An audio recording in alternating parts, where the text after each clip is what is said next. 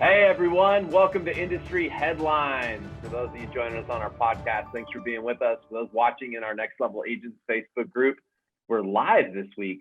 The Zoom Facebook integration worked, Kevin. Yeah, which is more than we could say for last week. That's right. Well, awesome. What do we got going on this week, Kevin, in the world of real estate and mortgages?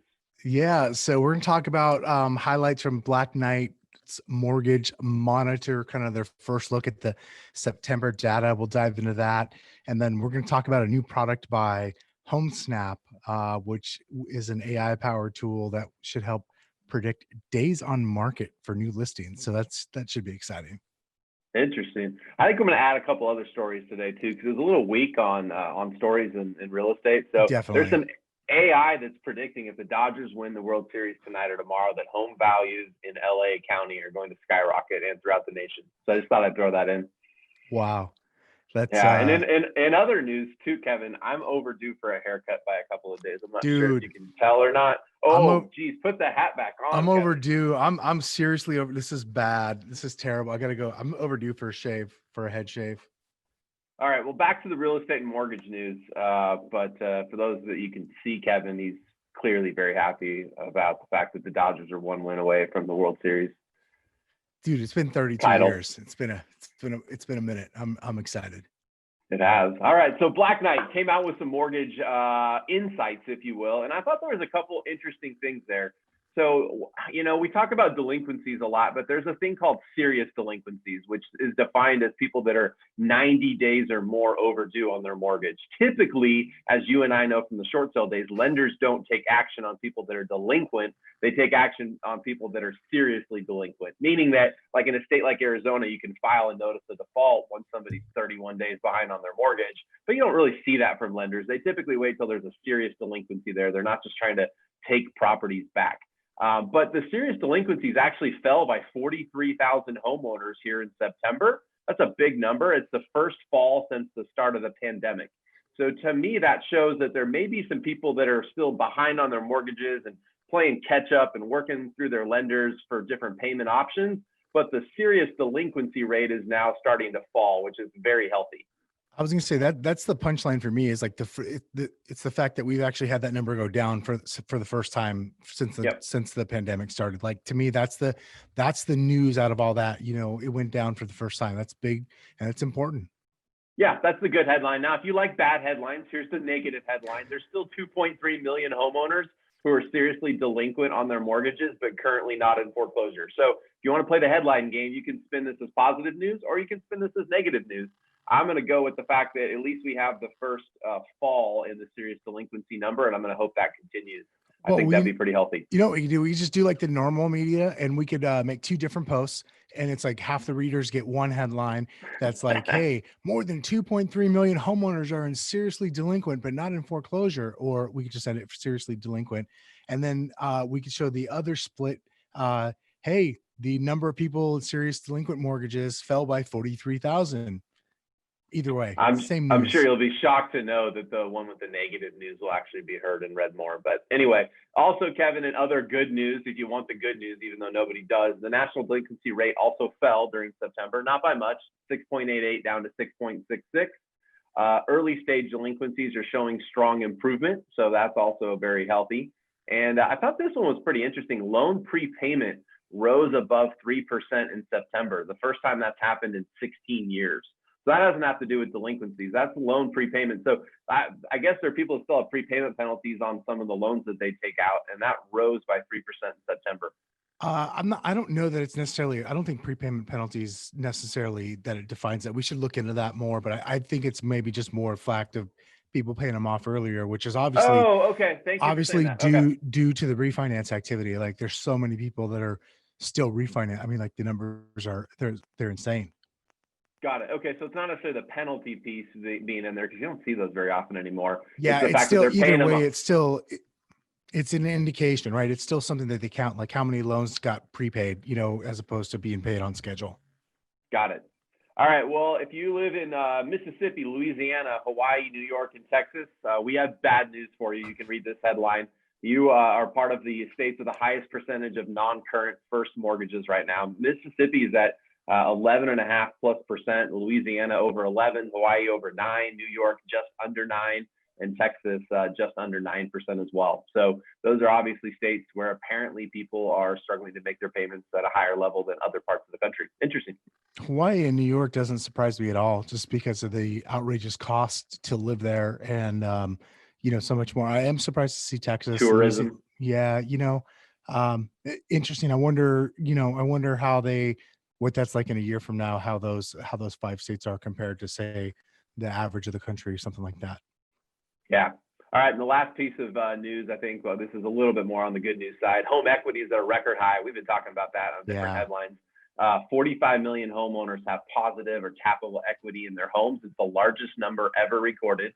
Of borrowers who are in forbearance, only 9% of them have less than 10% equity in their home. So to all those people that keep wondering what's going to happen, is there a foreclosure wave coming? It would appear, unless prices drop, very significantly, even if prices drop back 10%, you're still talking only 9% of the people are going to be in a negative equity situation. Yeah, to me, that right there is exactly why they're not, is because of that. Like, you've only got a few of them with less than 10% equity. I mean, that's enough to sell, not have to worry about a short sale situation, not have to worry about, like, it's a reason to keep making your payments. And if you can't continue to make those payments, then sell and get out and still walk away with some cash in your pocket. So yeah, that's to me, that all around, when you look at it, that's positive signs for what's to come in the near future, should things still stay bad, if you will. Yeah. All right. Well, before we get to Game 6 of the World Series and haircuts, why don't you tell us a little bit about Homesnap, would you? Yeah, so Homesnap launched an AI-powered tool that effectively, it's there to predict the days on market. It's called Sell Speed. So it's a proprietary algorithm. I wish I had a dollar for every time I heard those words together. Comprised of hundreds of up-to-the-minute data points, and it's available in beta right now for Homesnap Pro and Homesnap Pro Plus users. So Homesnap, for those of you who don't know, is a real estate tech company and home search portal. They've launched this tool that the company believes can predict how quickly a home will sell at various price points. Uh, Here's I don't know, how useful is this? Like, could it be, to me, this is like one more shiny little talking point that I'm going to take to a listing appointment to razzle and dazzle my listing appointment, the potential seller who I'm trying to get hired by using that. But I don't know what other good this really does right now until it's proven.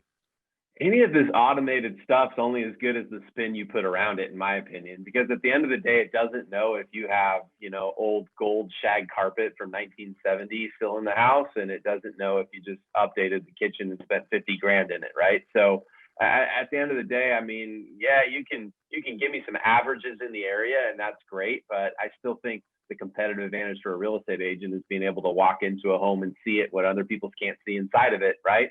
And know the motivation of the seller, and know the reasonability of the seller and how they're going to price the home. And then obviously the agent doing a good job of pricing it, presenting it, and making it available. I Everything mean, else is just window dressing to me. to me, this is the equivalent. If I'm just being honest, like, I just don't see the big need here. I get it; they're trying to do something flashy for their users. I commend them for that. Like, they're trying to put more tools in the hands of their agents who or their users. But they said, they believe it addresses a concern that they've heard agents express about the component of pricing a home to sell.